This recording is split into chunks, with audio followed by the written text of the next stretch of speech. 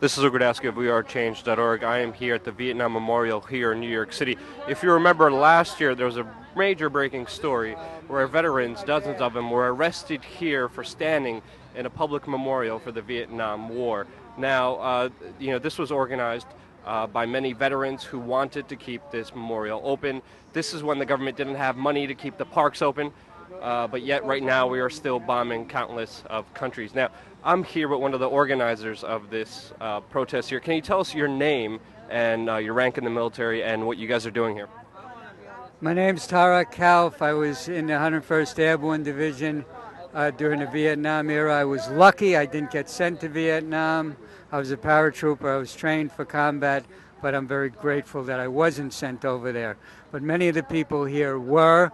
There are Afghan veterans, there are Vietnam veterans, there are Iraq veterans that have joined us in this. Now, to me, the major story that's here right now is that it's a win for free speech. Every year, including last year, veterans are arrested for being here at this park just for staying over past 10 p.m. Right now, the city is allowing this kind of memorial to take place, which hasn't happened before. Can you give us details and updates about this?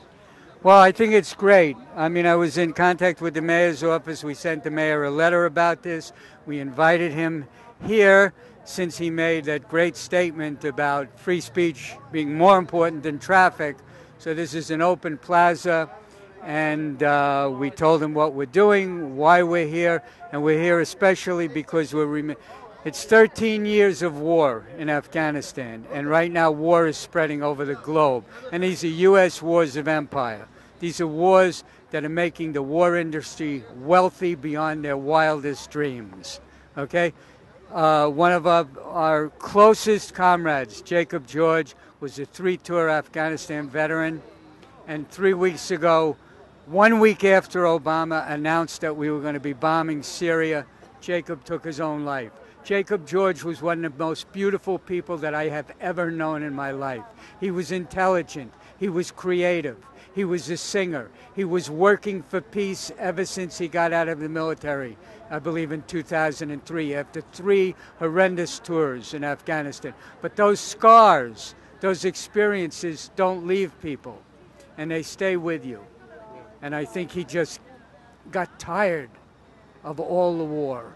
And we were here remembering Jacob and making the connection between Jacob and all the people that are on the wall here and all the people that are not on the wall. And we're remembering the over 150 veteran suicides every week.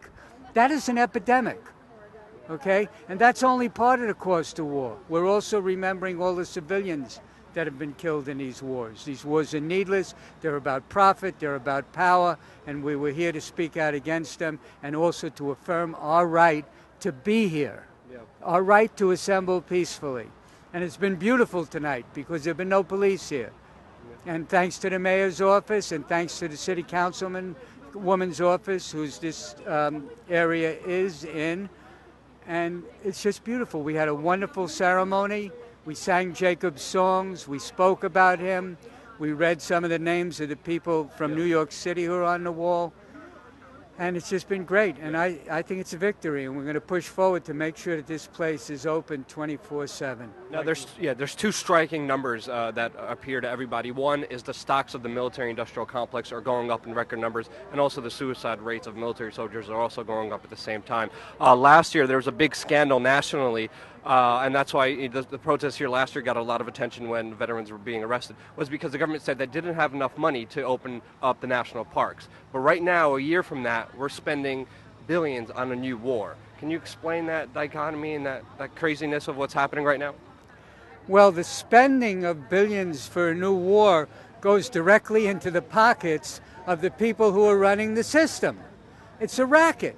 It's a racket. The people pay with their taxes. The people are taxed to death. The people can't live. People are losing their homes. People can't find decent jobs at a decent wage.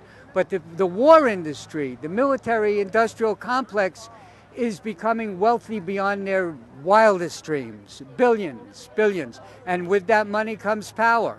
And with the power comes the desire to maintain the power and to create more wars. It's business. Yep. General Smedley Butler, most decorated Marine ever, said war is a business. He says, I was a gangster for Wall Street. That's why it was so beautiful when Flood Wall Street went a few weeks ago after the climate march to Wall Street, closed down Wall Street for 8 hours, 3,000 people, and sometimes chanting, Wall Street is War Street. And that's very, very important. And we're also making the connection between the military industry, and the wars and climate change. There's a direct connection. You know that the U.S. military is the biggest polluter on Earth, yep. The biggest user of fossil fuels on Earth of any single organization. Plus, they fight the wars for oil. It's a vicious cycle. Exactly. Not many people know that the U.S. military is the largest polluter. A lot of that hasn't been addressed. But I want to thank you for your persistence and for this victory for free speech. I'm happy you guys are not in jail. I know it's a solemn day. You guys will remember Jacob George, who was also out here every day. I just wanted to leave the last words with you. Jacob George was a great inspiration to us. We loved him dearly. And he brought, when Jacob took his life, it brought all of this home very directly, all the cost of war. And I just want to thank all the people that came out here tonight to be with us. It was quite a wonderful evening. And we're celebrating Jacob George's life. We're mourning him, we mourned him, and now we're celebrating his life, and we're going to be inspired by his life and his words and his songs.